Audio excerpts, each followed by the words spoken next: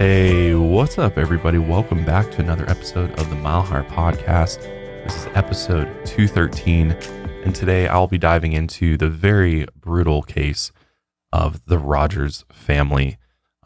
This is a vacation nightmare, the worst kind, and just fair warning, this one is definitely disturbing, but it's a very important case, definitely one that we want to remember, just what these poor women went through.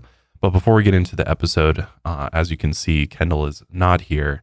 And if you've watched any of the previous episodes, you know that Kendall is on maternity leave. And at the time that this episode goes up, I believe we'll probably be in the hospital having our baby girl. So pretty exciting. And then after this episode goes up, this will be the last one for a couple weeks because I'm going to go on paternity leave and enjoy my new baby girl. And hopefully I'll be back by the end of August. But we shall see. I may end up taking a little bit more time, but the plan is to come back at the end of August with another episode. But yeah, Kendall is not here, so it'll just be me and Janelle again. Janelle's over there. What's up, Janelle? What up? Wish I could sit up there with you. I know. The equipment does not allow. So instead, it doesn't run itself, unfortunately. No, and it's just you and a giant table. I know. I feel so lonely up here at this big table.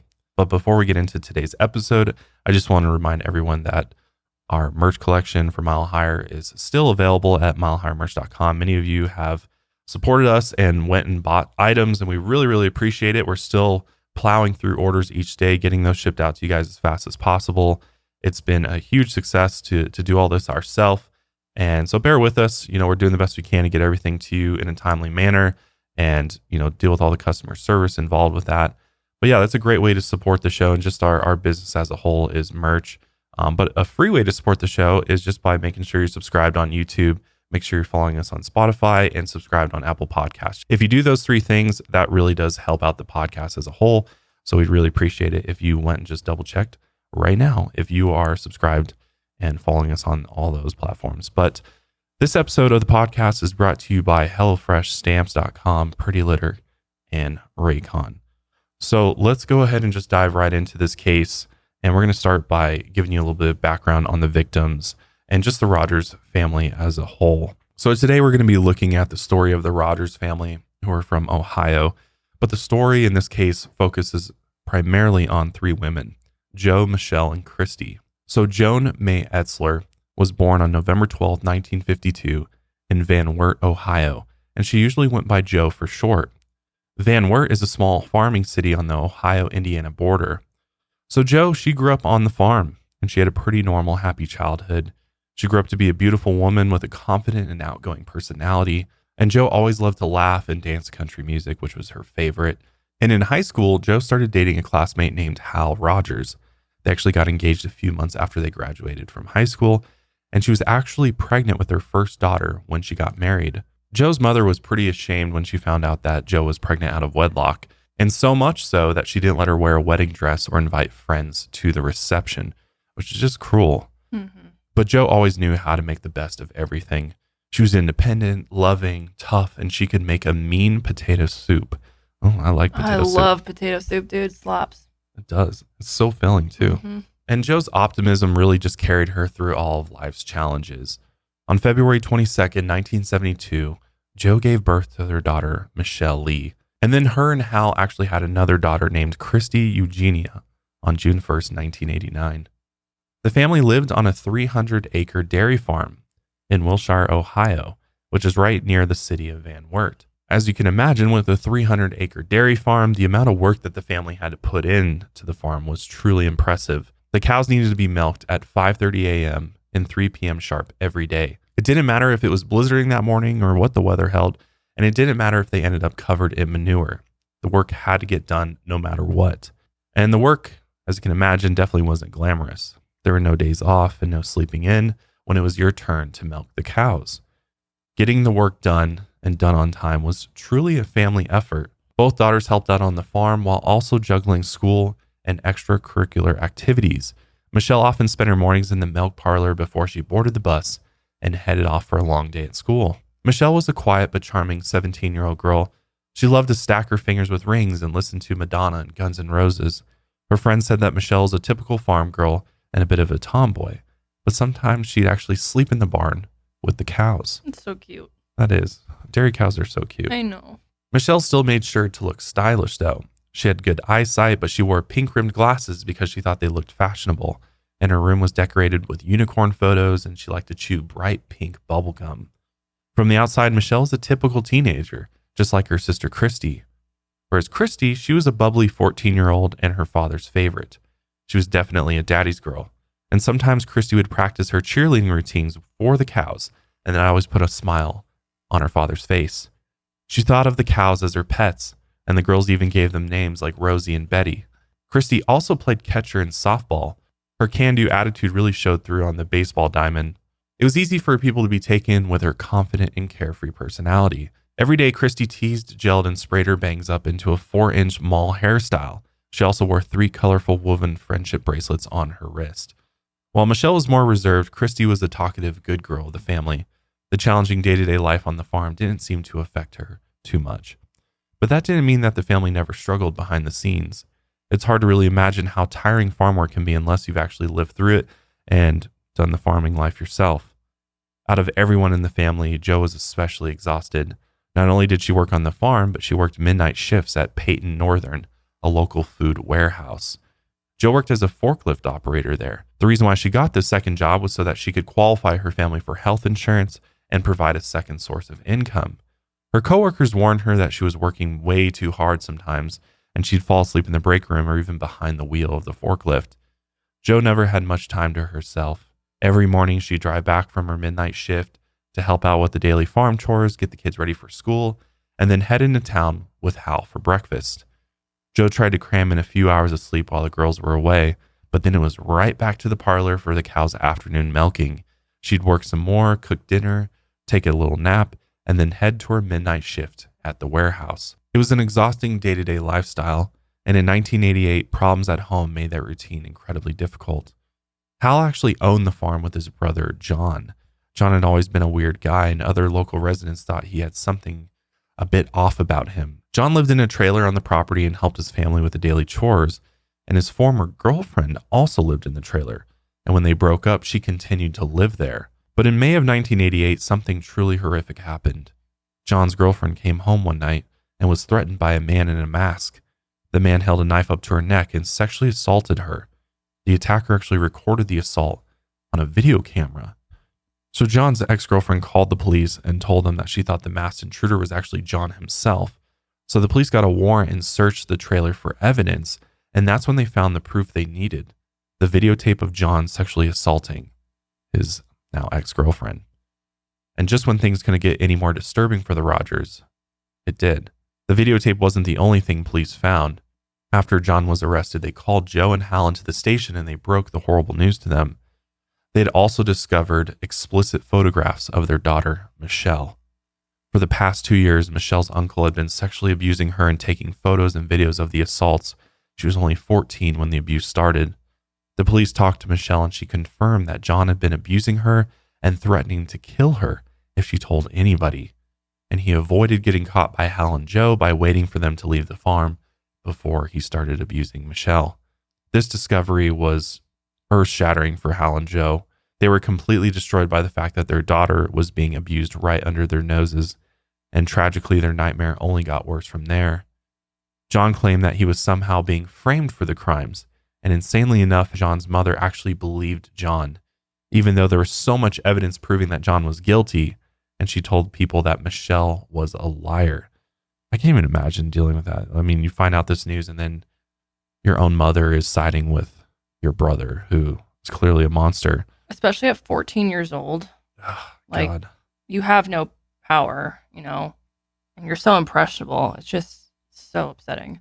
And isn't the statistic something like most sexual assaults molestation are done by your own family members? Like people that like people that. close people to you you. know, right? I don't want to say very rarely, but more rarely is it by complete strangers than someone that you, either an acquaintance, a friend, a family member is, I think, probably the most common statistic. That's terrifying to think about, because it's like you think that your own, especially your own siblings or your own family members, would be the people that you could trust to take care and keep your Yeah. children safe. And then oftentimes they're the abusers in this case. I mean, it scares me, especially becoming a father. I mean, not that I think that anybody in my family would ever do something like that, but it's just these fears that you start realizing, these real life fears that are out there. And to go off, you just said, not that I think anyone in my family would do this. I think a lot of people have those thoughts. Right.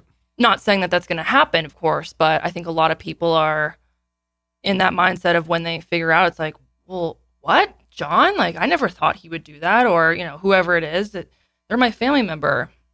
And yeah, it's really sad. So Hal was obviously devastated by this shocking betrayal. Michelle's own grandmother was defending the monster that abused her, and Hal immediately made the decision to cut his mother out of his life. All of these events really sent Hal into a deep depression, and Joe wasn't really able to pull him out of it. Joe tried to get him to open up, but he didn't know how to talk about the trauma. And Michelle didn't want to talk to anyone about what had happened either. She wished that the whole thing would just go away and she could be done with it. She didn't want to go to therapy, and she definitely didn't want to testify at trial.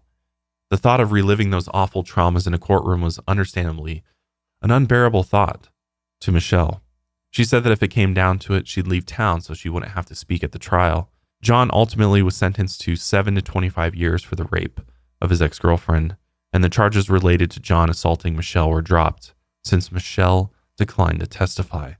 That's so horrible too, that unless Michelle testified, he received no punishment for all that abuse. Especially in the fact that, someone in her own family doesn't believe her. I think that even pushes her more so to not want to share to, a random trial, and having to relive that abuse in general is just horrible.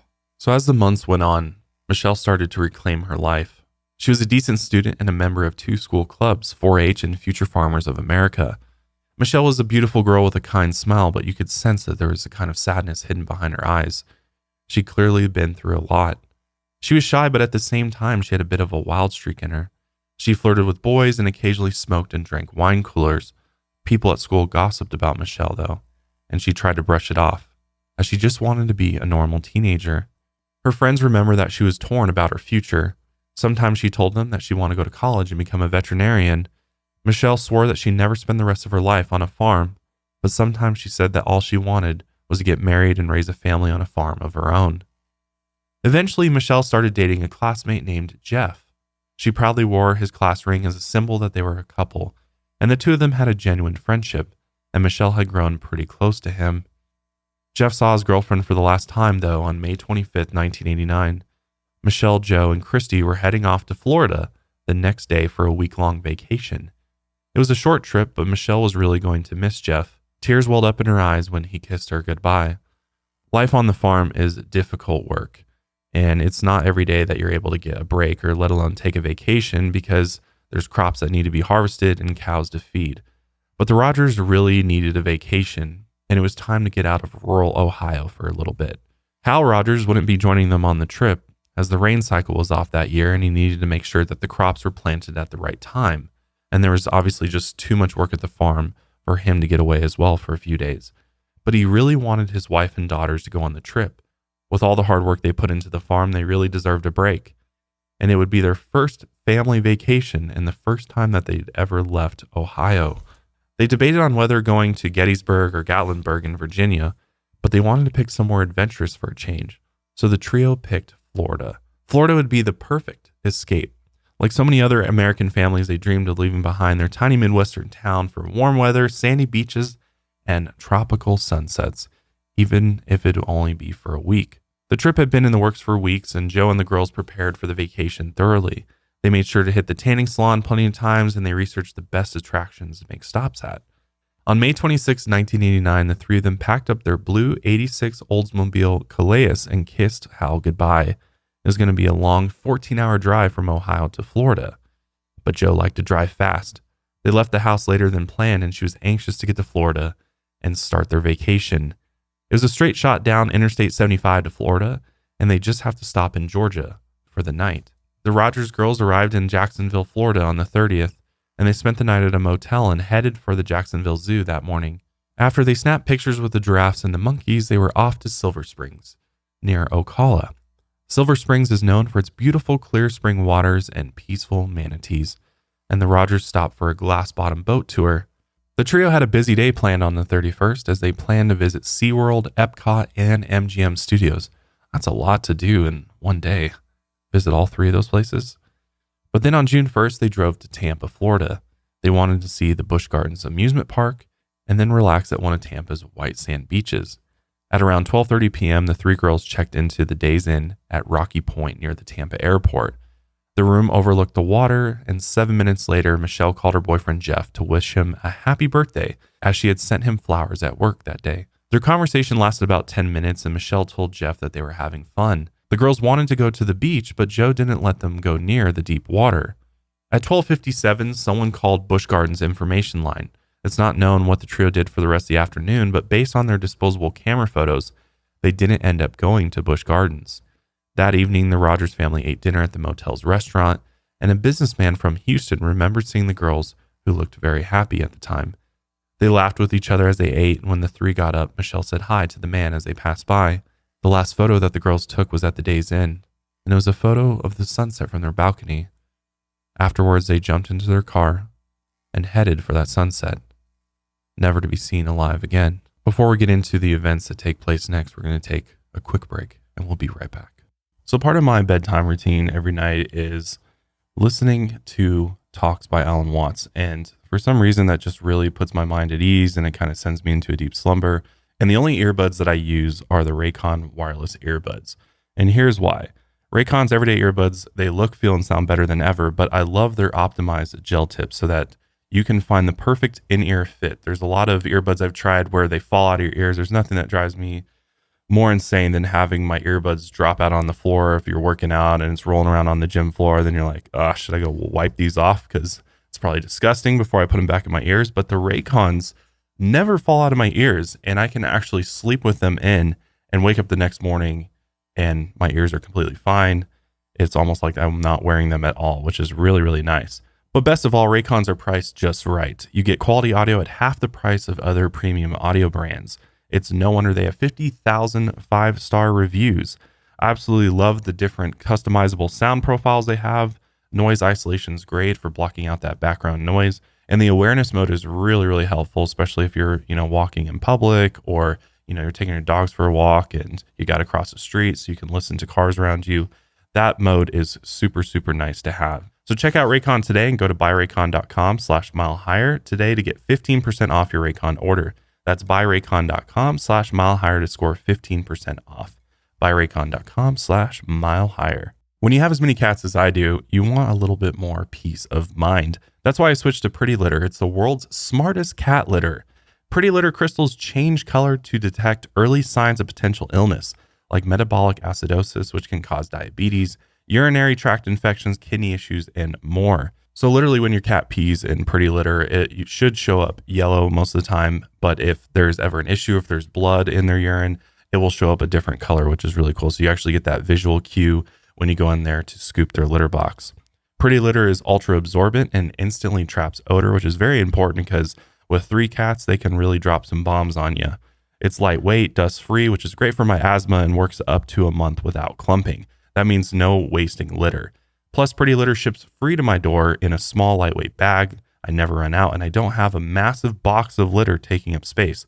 Nothing's worse than having to lug those 35-pound boxes of litter from the store to your car and then into your house. Ever since I started using Pretty Litter, I'll never go back to clay litter. Crystal litter is just so much better. I love the fact that I get those health indicators from Pretty Litter. But best of all, it's lightweight, dust-free, traps the smell, and takes care of all those cat issues for me. Once you try Pretty Litter, it'll be the only litter you ever use. Go to prettylitter.com/milehigher to save 20% off your first order. That's prettylitter.com/milehigher to save 20% off on your first order. prettylitter.com/milehigher. So now let's fast forward a couple days to June 4th. Hal Rogers was pacing in the kitchen. He was expecting his wife and daughters to be back any minute now, as Joe had promised to be home by that day. He checked the driveway for their car over and over again, just waiting for them to pull up and tell them all about their adventures in Florida. Weirdly, Hal hadn't heard from his family in several days, and they were supposed to be back by now, as Joe had work on Monday and Michelle was supposed to start summer school. He figured that they were just taking their time getting back, but the anxiety was starting to gnaw away at him. Day turned to night and there was no sign of the girls.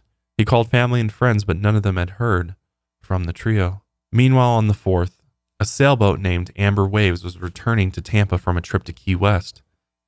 As it crossed under the Sunshine Skyway Bridge in the lower Tampa Bay, some passengers noticed something strange in the water. In the water was a woman's body, and she floated face down, and she was naked from the waist down. Her arms, feet, and neck were bound with yellow rope. The Amber Waves quickly radioed the Coast Guard, who immediately sent a rescue boat to the body. It was hard to get the body on the boat, as it had been tied to something heavy that they couldn't lift from the water. The crew placed the body into a body bag and headed for the shore, but before they could get there, there was another call.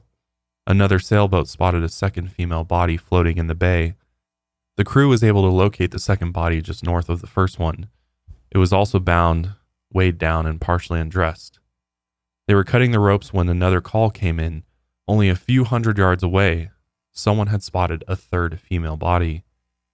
Police investigators were waiting at the dock when the Coast Guard returned, and they photographed and examined the bodies, which were already bloated and decomposing. Someone had tied concrete blocks around each woman's neck, and all their mouths had been duct taped. One of the girls had managed to free her left hand from the rope before she died, and it appeared that all three had been sexually assaulted, given that they were undressed from the waist down. None of the women had any identification on them, and police wouldn't be able to know how they died until they performed autopsies. Back at home, Hal still hadn't heard anything on his family, as there was no sign of Joe, Christe, and Michelle, so he called the police and reported them missing. And by June 7th, Hal couldn't contain his anxiety any longer. He then went to the bank and withdrew $7,000 to start his own investigation. He didn't care if he had to charter a private plane to search for them by air. All Hal wanted to do was find his wife and 2 daughters. By June 8th, the housekeeper at the Days Inn in Rocky Point was starting to get concerned about room 251. She knew that 3 women had checked in there about a week ago, but every day since then, the room hadn't changed. The beds weren't slept in and all their belongings stayed in the same spot. And the housekeeper told her manager, and that's when the manager called the police. Investigators dusted the room for fingerprints and compared them to the 3 bodies found in the Tampa Bay. And that's when they made the grim discovery that those bodies belonged to Joe, Michelle, and Christe Rogers. Police called the Van Wert County Sheriff's Office in Ohio, and the sheriff knocked on Hal's door that day and gave him the absolutely horrifying news. That same day, the police discovered the family's Oldsmobile. It was parked on a boat ramp on the Courtney Campbell Causeway. The Courtney Campbell Causeway is a highway that connects Tampa to the city of Clearwater. It has pull-offs along the road where people can hang out on the small strips of beach and fish or launch a boat. Now the investigators had to figure out why the car had been parked there. They wondered if they had made plans to meet someone at the boat ramp, and it looked like the trio didn't plan on being gone for very long. The doors were locked and the front seat was pushed forward, which showed someone had climbed out of the back seat. Inside the vehicle, there were some scattered Uno cards, a puzzle book, and a brochure for Clearwater Beach. There was also a small toy cow stuck to the inside of the rear window. It was supposed to remind the family of their home back in Ohio. And on the driver's seat, the police found some directions Joe wrote on a sheet of Days Inn stationery. It was the route from the motel to the boat ramp on the causeway. There was also another note, Blue W/WHT. The police thought that whoever lured the Rogers out must have had a blue and white boat.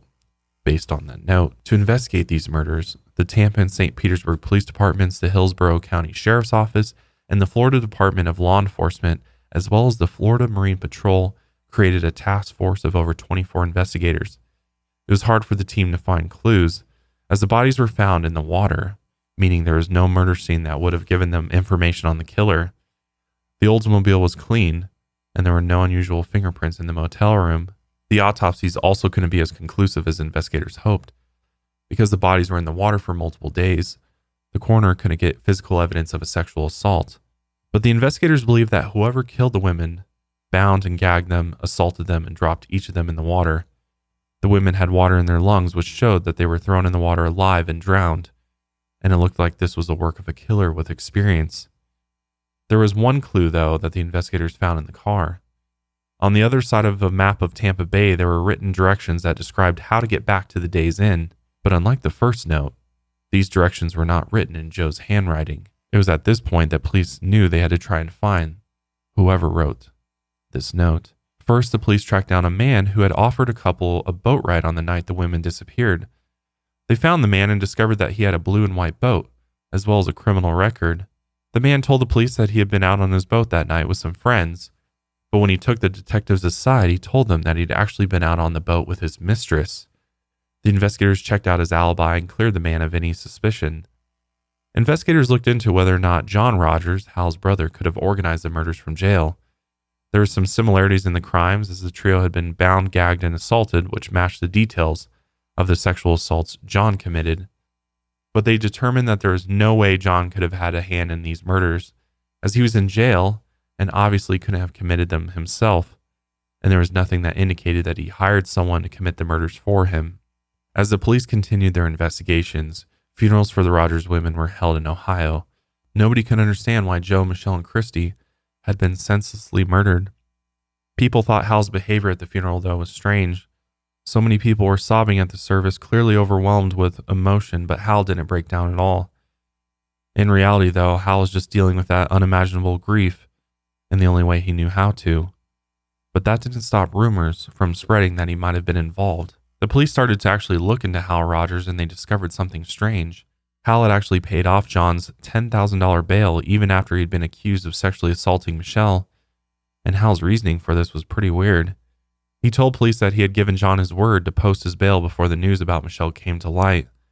Hal said that he agreed to still pay John's bail if he signed over as part of the farm and never saw the family again. The police also asked Hal about the $7,000 he'd withdrawn from the bank after the girl's disappearance, and he explained that he withdrew the money while he was forming his desperate plan to find his family, but by the time he wanted to get started, their bodies had already been found. Hal showed them that all the money was still there. He had $1,000 in his pocket and $6,000 in his glove box. So police moved their search for a suspect back to Florida. It was clear that nobody who knew the Rogers in Ohio was responsible for these brutal killings.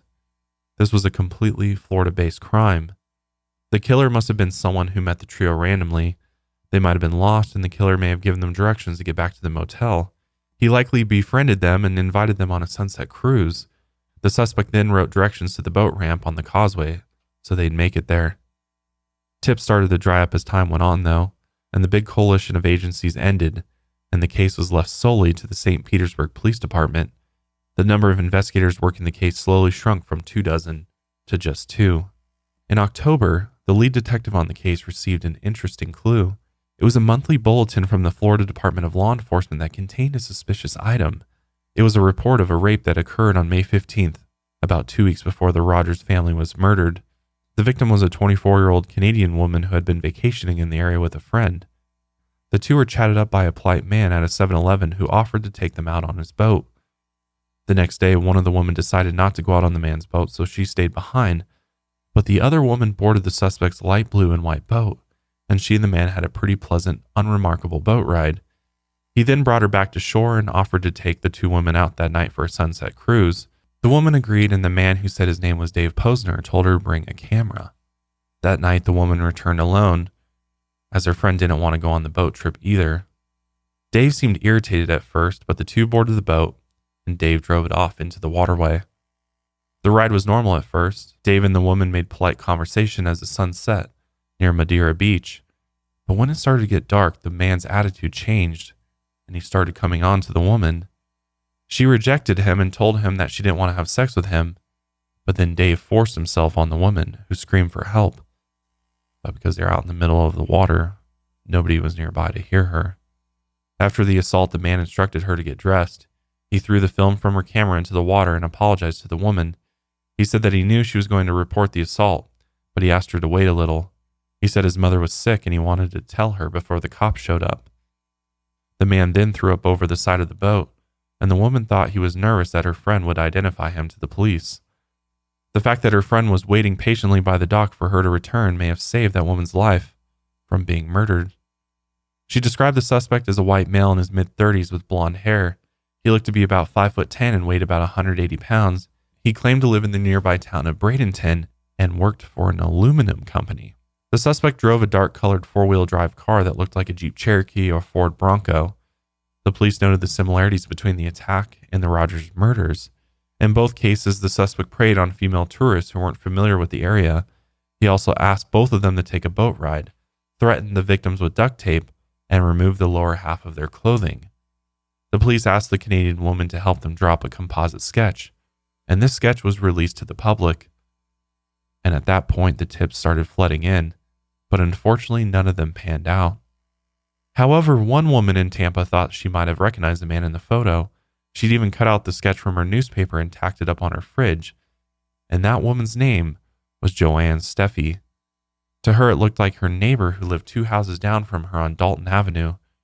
Her neighbor was a man who looked to be in his 40s, and he had a wife and a young daughter, and he worked as an aluminum contractor.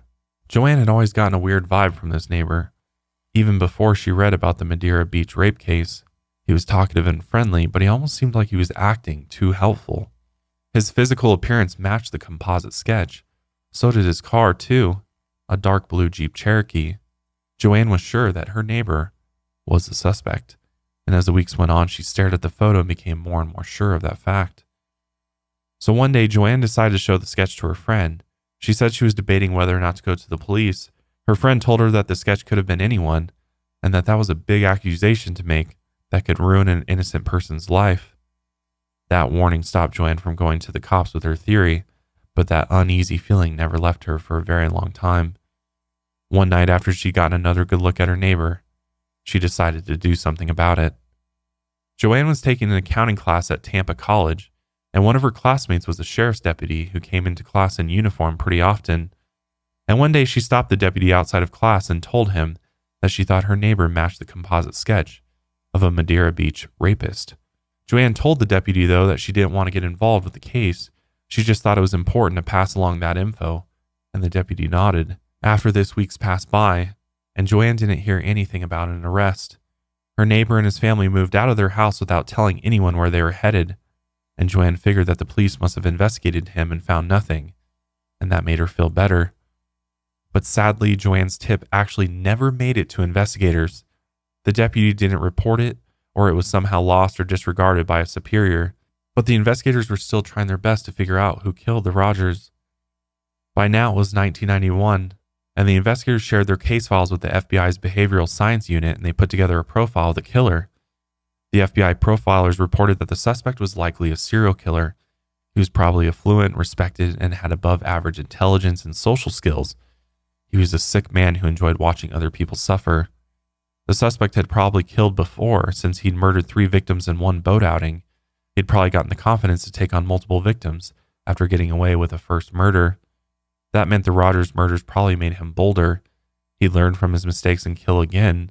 Since he was confident he wouldn't get caught, he'd keep killing people until he was arrested. The suspect was also probably a local resident with his own boat. He clearly knew the area very well and lived nearby, but he'd still be hard to find, as a killer of this nature easily blends in with their surroundings. Murderer wouldn't be the first thing people thought when they looked at him, and the killer would look like an everyday responsible citizen, so the police needed to get the word out in order to track him down. They really needed to get the public on their side, and that meant that the public couldn't look at Hal as a suspect.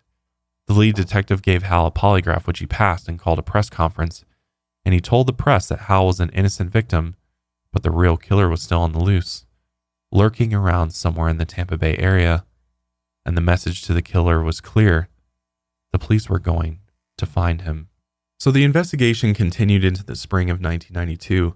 It had now been almost 3 years since Joe, Michelle, and Christy were murdered, but the lead investigator, Glenn Moore, never stopped searching for answers. When he was off duty, he'd take his wife down to the Courtney Camel Causeway and try to retrace the trio's last movements. He was determined to bring this monster to justice. It was his job, after all. Glenn felt like he had a duty to God and the public to get that man behind bars. But some people at the St. Petersburg Police Department didn't feel that same way. They figured the case was unsolvable, and the only way they could get an arrest would be if the killer himself confessed.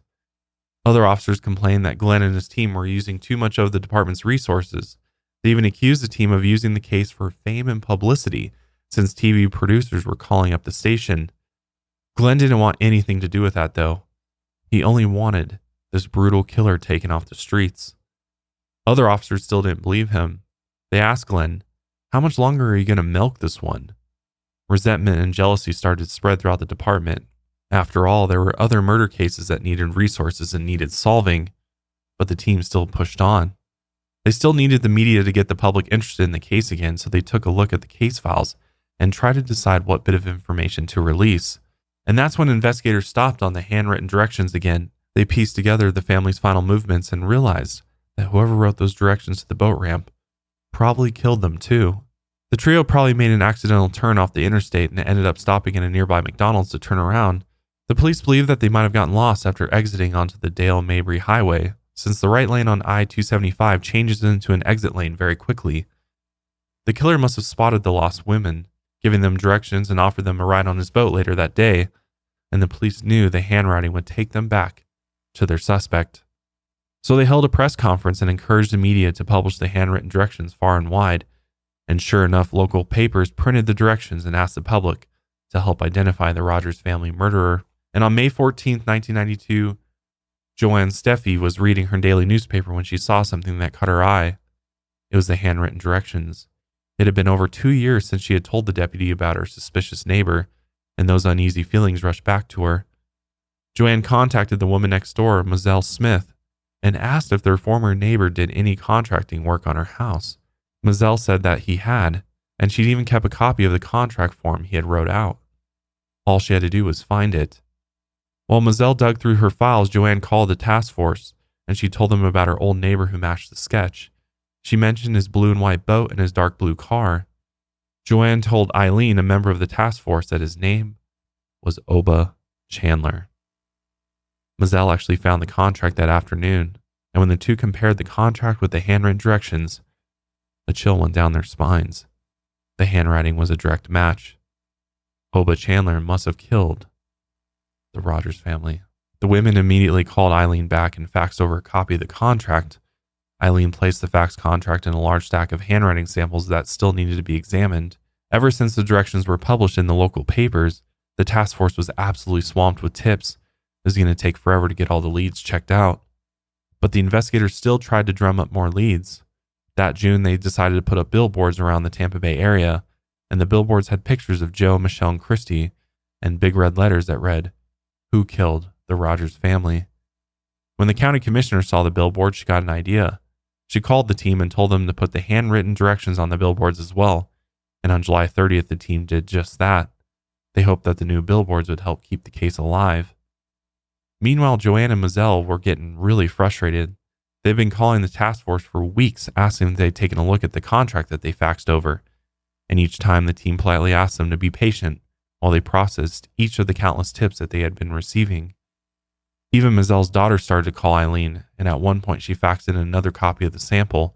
She also attached a letter pleading for them to check out the writing. Finally, Eileen went to Glenn directly and told him about the tip. Glenn assigned another member of the team to go to Mozelle's house and get the original contract. The contract and the directions had an eerily similar handwriting. The team realized that they had a new suspect, and things moved quickly once they learned about Oba Chandler. So let's go ahead and dive into Oba Chandler as he becomes the prime suspect in this case. But before we do, we're going to take our last break. We'll be right back. As a small business owner, I do not have time to go to the post office. Every time I've gone to the post office, it's where there's a line out the door. It usually takes, an hour to get through the line, buy postage, and drop off your packages. So years ago, I started using stamps.com. Stamps.com is like your own 24/7 post office that you can access from anywhere. With Stamps.com, they save you time, money, and stress. For more than 20 years, Stamps.com has been indispensable for over 1 million businesses, including mine. Stamps.com gives you access to all the post office and UPS shipping services you need right from your computer. And with Stamps.com, you get discounts that you can't find anywhere else, like up to 30% off USPS rates and 86% off UPS, which is amazing. I can't tell you how much money I've saved with Stamps.com, especially on UPS postage. It's insane. Whether you're an office sending invoices or an Etsy shop sending your products or a warehouse shipping out orders, Stamps.com makes mailing and shipping a breeze. Because once you print all that postage, you get all your packages ready, you just schedule a pickup, and the post office or UPS comes right to your door, and they pick up all those packages for you so you don't even have to leave and go anywhere. With Stamps.com, you don't need any special equipment, just a regular computer and printer. Plus, Stamps.com works with Shopify, Amazon, Etsy, eBay, and more. You'll be up and running in minutes, printing official postage for any letter, any package, and anywhere you need to send it. You can even order shipping supplies through Stamps.com, including free priority mail envelopes and boxes. Literally never have to leave the house or business again. Don't mail and ship the hard way. Sign up with Stamps.com today. Sign up with promo code MileHigher, that's one word, for a special offer that includes a 4-week trial plus free postage and a digital scale. There's no long-term commitments or contracts. Just go to Stamps.com, click that microphone at the top of the page, and enter code MileHigher. In a world where we're all so busy, the last thing we have time for is going grocery shopping, planning out our meals for the week, coming home, making the meals, cleaning up. Well, with HelloFresh, they make that all super, super easy, and they eliminate that time that you need to go to the grocery store by sending you all of the pre-portioned ingredients you need to make delicious home-cooked meals in under 30 minutes or less. Best of all, it's cheaper than ordering takeout or going to a restaurant, and it's even cheaper than shopping at your local grocery store. Every time I've ordered HelloFresh, most of the time it's even better than the produce from the grocery store, I swear. So many times I get produce from the grocery store and it's already like rotting or has mold on it by the time that I get home. But with HelloFresh, I got to say, it is some of the freshest produce I've ever seen. Plus the meats, seafood, all that good stuff is always of utmost quality. I've never had any issues with a HelloFresh box I've ever received over the years. And right now you can gear up for the busy fall season with 55 plus weekly options and take the stress out of meal planning and prepping. From family-friendly to fit and wholesome and even veggie, HelloFresh has tasty and nutritious meals sure to please everyone. I love with HelloFresh that you can actually go on the website and you can plan out your meals for like weeks and weeks and weeks in advance.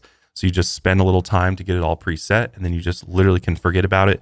And those meals just keep on showing up week after week, which is super nice. And now you can enjoy more variety than ever before with Hello Custom. You can swap out one protein or side for another, upgrade for a more luxe experience, or even add a protein to a veggie meal. That means more choices, more variety, and more meals truly tailored to you and your family. So what are you doing? Go to HelloFresh.com/MileHigher16 and use code MileHigher16 for 16 free meals across 7 boxes and 3 free gifts. Again, check out HelloFresh today by going to HelloFresh.com/MileHigher16 and use code MileHigher16 for 16 free meals across 7 boxes and 3 free gifts. So Oba Chandler was a 45-year-old man who lived with his family near Daytona Beach. Not only did he own a dark blue Jeep Cherokee, but he also owned a light blue and white boat. His old house on Dalton Avenue was actually right next to the McDonald's off of Dale Mabry Highway, the spot where detectives thought the trio got lost, and the house was only 2 miles from the boat ramp on the causeway. But the most damning piece of evidence so far was the old composite sketch. When the team compared Oba's picture to the sketch, they were convinced that they had finally found their killer. Oba also had a lengthy rap sheet that began when he was a child. He was a career criminal who had been arrested many times by the time the team set their sights on him. He used different fake names and job titles throughout his long criminal career. As a con man, Oba had been arrested for armed robbery, burglary, and counterfeiting. He'd even once been charged with kidnapping. And at one point, Oba joined the Marines, but he deserted shortly afterwards. Oba was born and raised in Ohio. Investigators think that he might have seen the Rogers, Ohio license plates on their car and earned their trust by talking about home. Oba had already been arrested 20 times before he had turned 18 years old. He'd stolen his first car at the age of 14, and people often said that it seemed like he genuinely enjoyed scaring and hurting people. Oba also had a disturbing history of violence against women. Once he was arrested after he was caught peeping through a woman's window while masturbating. He'd fathered 8 kids with 7 different women, and he had been married many times. In 1988, he had married a woman named Deborah 10 days after she divorced her previous husband, and the two had a daughter named Whitney and moved to their house on Dalton Avenue. State records show that Oba owned a 21-foot blue and white Bayliner boat in 1989, at the time of both the Madeira Beach rape and the Rogers slayings. He sold the boat 3 months after the murders. Those records also prove that he owned the Jeep at the same time of the rape case. After news came out that the Rogers case would be featured on the show Unsolved Mysteries, Oba and the family packed up and left their house without warning. It went into foreclosure after he stopped making payments on it. The family then moved to Port Orange, a town near Daytona Beach, and put their new lease in their 3-year-old daughter's name. There was a lot of pretty incriminating circumstantial evidence that the police had against Oba. It became pretty clear that this was their guy, but there still wasn't enough evidence to arrest Oba. The team needed more. They eventually got approval to do surveillance on Oba in Daytona Beach. A device they placed on the phone lines made a record of each incoming outgoing call from his new house. Meanwhile, experts at the FBI matched the directions sampled to the contract and confirmed that Oba had written them. They also matched his fingerprints with prints found on the Clearwater Beach brochure. Detectives traveled to Toronto to interview the victim in the Madeira Beach rape case. Both she and her friend looked at a photo lineup and identified Oba as the perpetrator. Now they could get a warrant to have Oba arrested for the sexual assault. He'd be off the street while prosecutors built up more evidence in the Rogers murder case. Over 40 agents from multiple agencies began the task of surveilling Oba's house. They set up cameras pointed at the front door and lawn, and they even rented a nearby house to act as a command post. Agents in unmarked cars followed him whenever he left his house, and the FBI even used 2 small planes to follow his movements from the air. The plan was to have Oba arrested on September 17th, but that day he got into his car and headed for the interstate, just as the FBI was preparing for their interview with him. It was only an hour before the arrest was supposed to take place. The team debated on whether or not to arrest him on the spot or follow him on his trip. They figured he'd be back to his house soon, so the unmarked cars trailed him on the plane, watched him from above. But as time went on, the first plane started to run out of fuel and needed to land. Oba was running an odd series of errands across the state, and finally he stopped at a stereo store just as a thunderstorm rolled in. The weather was too bad for the second plane to take off. Oba left the store, but the heavy rain made it difficult for the agents to follow his car, and they ended up losing sight of him. The agents drove through the interstates looking for him, but they didn't have any luck. Days went by without any sign of the killer, and the team worried that he'd commit another murder. All they could do was wait and hope that he turned back up at the house. Finally, a week later, Oba called his house in Port Orange from a payphone near the Florida state line. It looked like he was going to make his way home, and the agents got ready to make their arrest, and the unmarked vehicle spotted Oba heading towards his house. The killer parked his car in the driveway and headed for the trunk. Just then, an agent came up to him and placed him under arrest for sexual battery. It was the day the team had been waiting for years. On September 24th, 1992, Oba Chandler was arrested for the Madeira Beach rape and taken to the Pinellas County Jail. Before Oba could be charged with the Rogers murders, though, the police needed a few more pieces of evidence before they could call a grand jury. One of Oba's daughters, named Christe, actually told investigators about some pretty incriminating statements her father had made.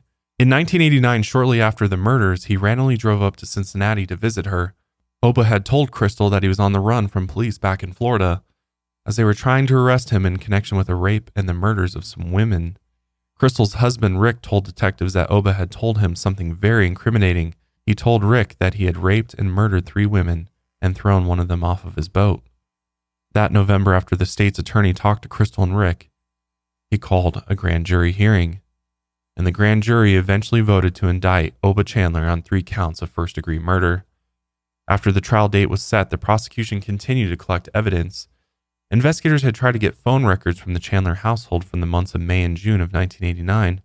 Originally, the telephone company told them that those records had been lost, but as the prosecution built their case, a state's attorney investigator tried to find those records again, and he was able to find those records and discovered some key phone calls. On the day of the Madeira Beach rape, May 15th, someone made a collect call to the Chandler house at 5:49 p.m., and in the hours after the Rogers murders, June 2nd, there were 5 collect calls to the house, 3 calls between 1 and 2 a.m., 1 call at 8:11 a.m., and 1 call at 9:52 a.m. The investigator was able to determine these calls were placed from on board a boat, and when he dug deeper, he discovered that the caller needed to radio a marine phone operator to connect the call to its destination.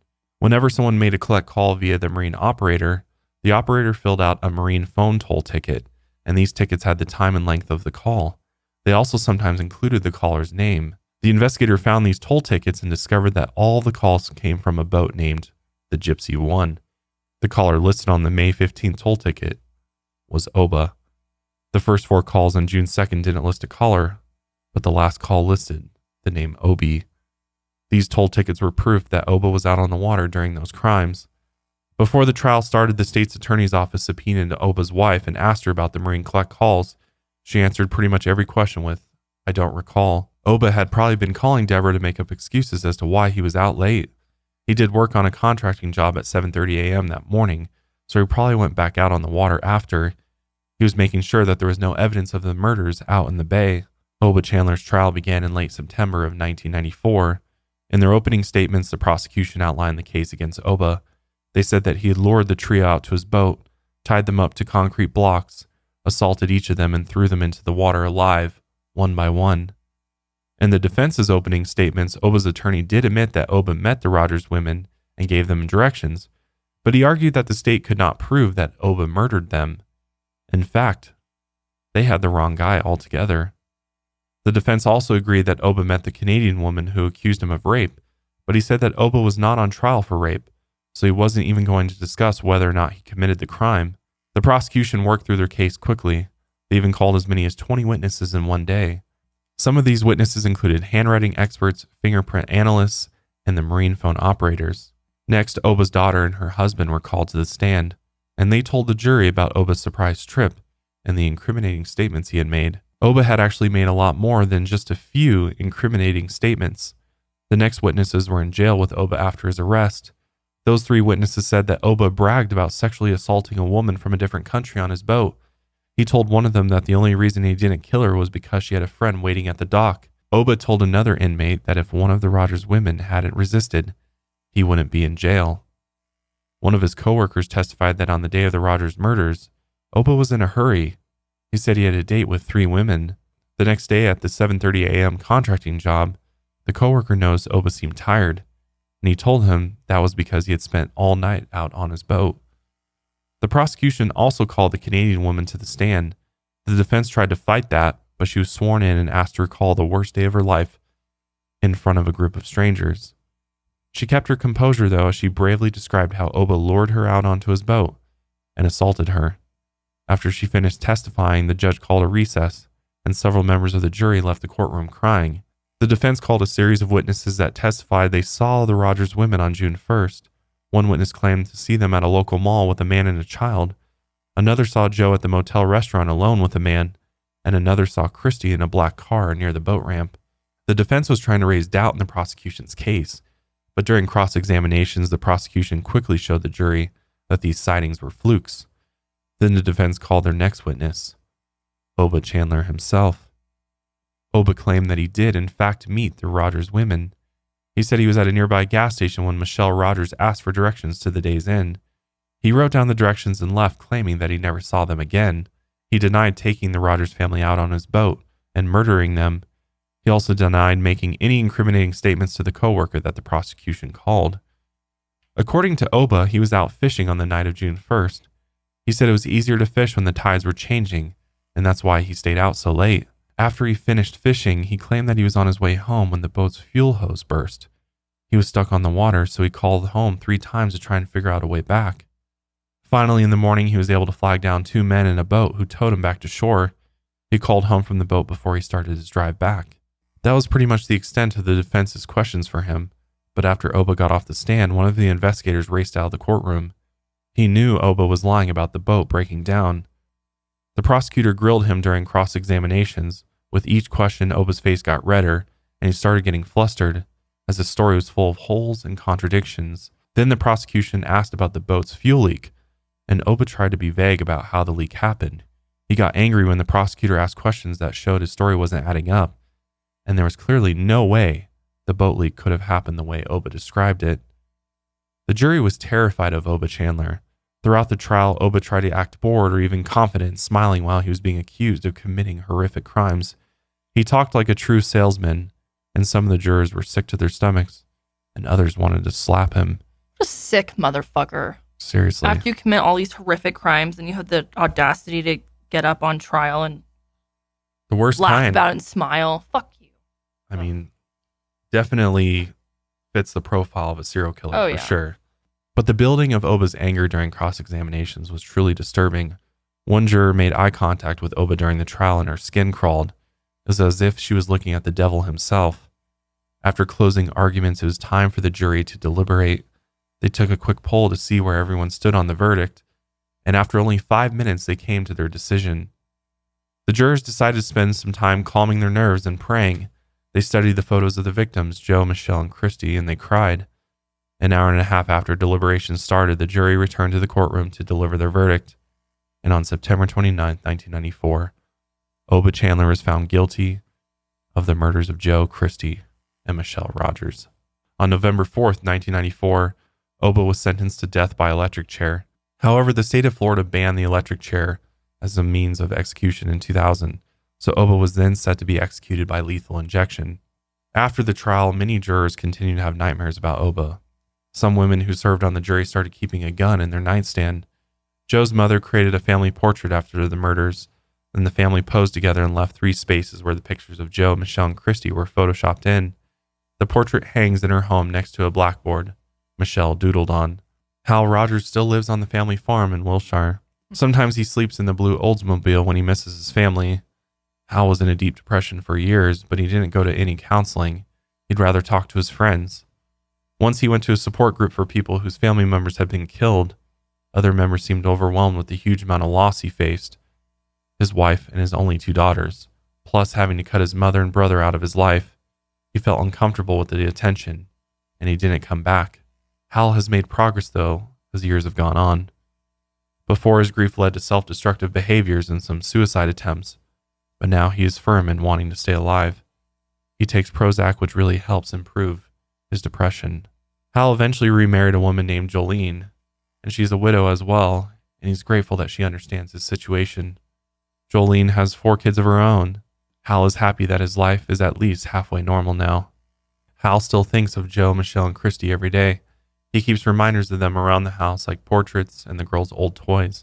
Sometimes, especially around birthdays and anniversaries, he still thinks that they're going to come back one day. But he still feels their presence in his home and in his heart, and he knows that his family is watching over him in heaven. Oba Chandler was executed by lethal injection on November 15, 2011. He never took any responsibility for his crimes. In his last statement, he wrote that the state of Florida was putting an innocent man to death. He didn't want to at first, but Hal ended up attending the execution with Michelle and Christy's cousin, Mandy. Before he was taken away in a hearse, Oba Chandler had a chance to repent or apologize or plead for mercy, but he didn't. Instead, he left only a handwritten note to be read by the Department of Corrections. His last statement is, "You are killing an innocent man today. Oba Chandler." Chandler showed the same defiance at his trial 17 years ago. The horrific details of how Joan Rogers and her daughters Michelle and Christe were lured onto a sailboat, then tied up, assaulted, and one by one thrown into Tampa Bay to drown never seemed to bother Chandler. Even his attorney found him a hard person to like or understand. Maybe I failed Chandler, maybe I failed him in that regard, but somebody had to try. Do you think he's guilty? I have no clue. Anti-death penalty protesters on hand.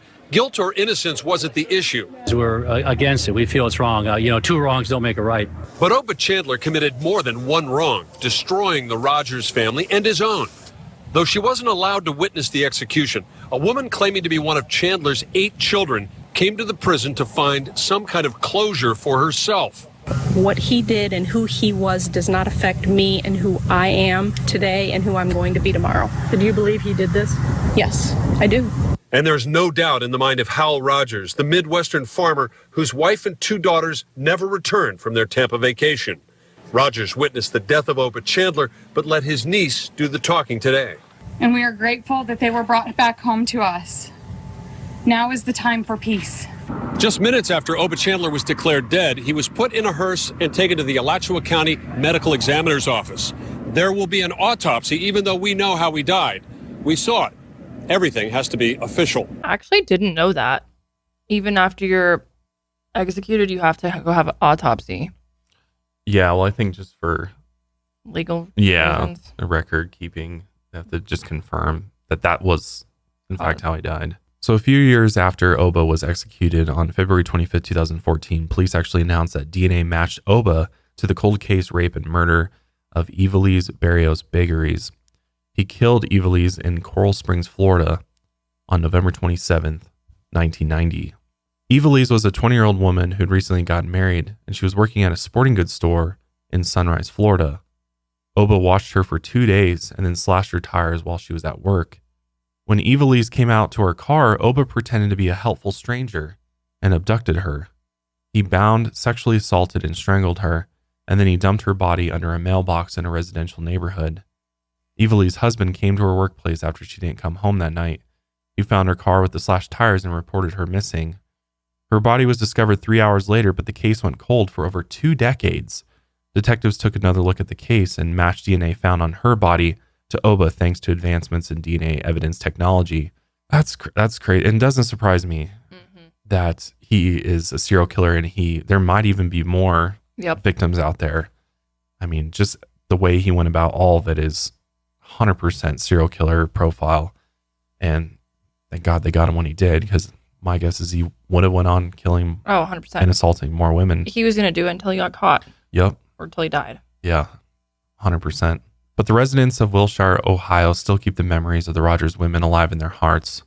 And here's a clip of some of the citizens just talking about remembering the Rogers family. We drove by the church cemetery, and there are the Rogers graves right along the front, and it just gives you goosebumps. You think about it, and so it was just a very sad time, and people still talk about it. But at the end of the day, I'm just happy that there's closure to this case, and the man clearly responsible for these heinous crimes got the punishment that he deserved, in my opinion. And, I feel so horrible for Hal, and just I can't even imagine what that must have been like to go through, losing literally your entire family to a serial killer, and, thinking that your loved ones are going to go off and enjoy this vacation of a lifetime and just have these great memories to come back home to, and just to have it end the way that it did is just beyond. I just can't even imagine what that must have been like. Yeah, the fact that it was their first time leaving Ohio. Yeah, the first time they leave Ohio and this happens. Yeah. You finally get to go on a family vacation and leave this tiny little, not only is it your first time leaving Ohio, but you live in this teeny tiny little farming town. Yeah. Yeah, this was such a big deal for them too. Yeah. To be able to go to Florida for a week and hopefully have the time of their life. And it seems like they just happened to be in the wrong place at the wrong time when Oba was out looking for his next victims. And it really does seem like once he figured out and they're from Ohio. Yeah, he was like, this even is better. The perfect crime here, because he can really gain their trust and try to make them feel like, oh yeah, I'm just somebody back home. Yep. Yeah, it's really scary. I mean, just predators in general, and just like terrifies me, especially having a daughter. I'm just like, the world is filled with these types of people out there, and it's like it's just scary to think that you could come in contact with somebody who's like Oba at any time. Yeah.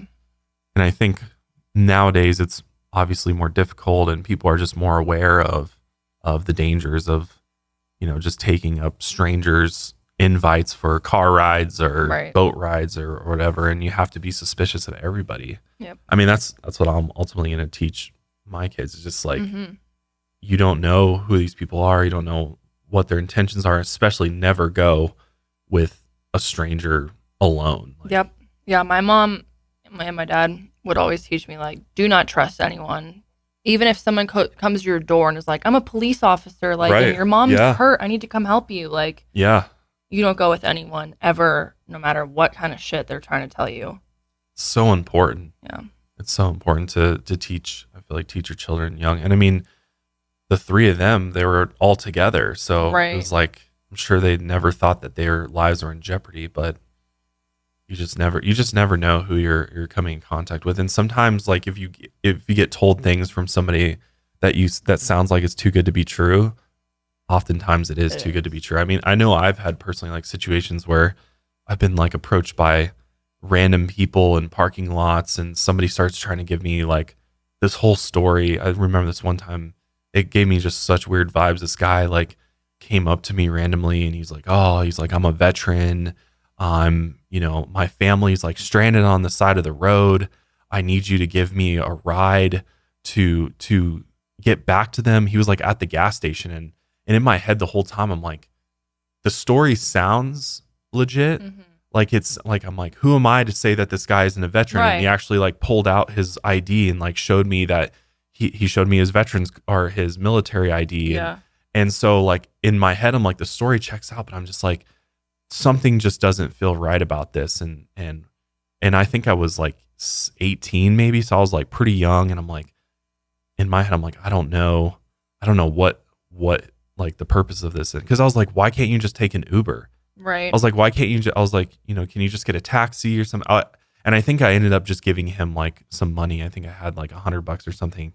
And I just was like, well, if it is true, then I feel bad because Right. he's a veteran and he said his wife and kids are like stranded on the highway. But I'm like, You just never know. you though. could call the police. Like there's a lot of other avenues to go rather than go this route, Yeah. just like being sketch and approaching somebody. So Definitely. ever since then, I'm just like, don't trust anybody. Don't talk to any, like, don't go anywhere. Don't give people rides. You just never know. Like, you Yeah. don't know if they have a weapon. You don't know what their motives are. So I just was like, here, take some money and, get a taxi or a cab. And, Yeah. You did and the that was right probably thing. the smart decision because you just never know. No. And sadly, like those types of incidents are many times how sex trafficking Totally. takes place, Or I could have been robbed or Yeah. could have carjacked Yeah, me. I I mean, mean, who knows? a lot of things or could have been even there's a lot of worse. things.